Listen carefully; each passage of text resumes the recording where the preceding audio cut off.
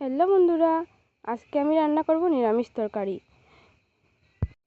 এখানে আমি কড়াই বসিয়ে তেল দিয়ে দিলাম। তেল একটু গরম হওয়ার পর দিয়ে দেব শুকনো মরিচ, পাঁচফোড়ন আর তেজপাতা।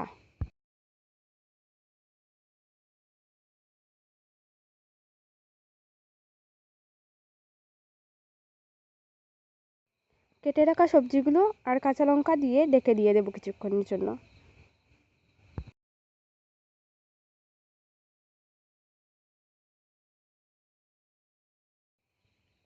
ঢাকনা তুলে দিয়ে দেব লবণ।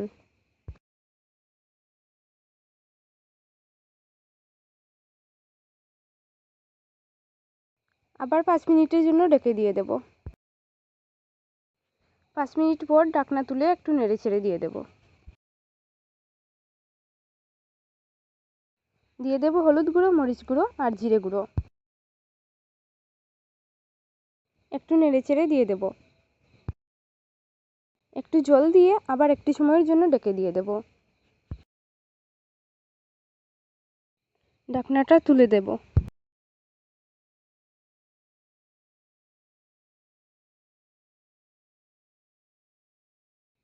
এখন একটু ঘি দিয়ে আমার রান্নাটা শেষ করে নেব। ভিডিওটা ভালো লাগলে লাইক, সাবস্ক্রাইব আর একটা সুন্দর কমেন্ট করে যেও। Thank you.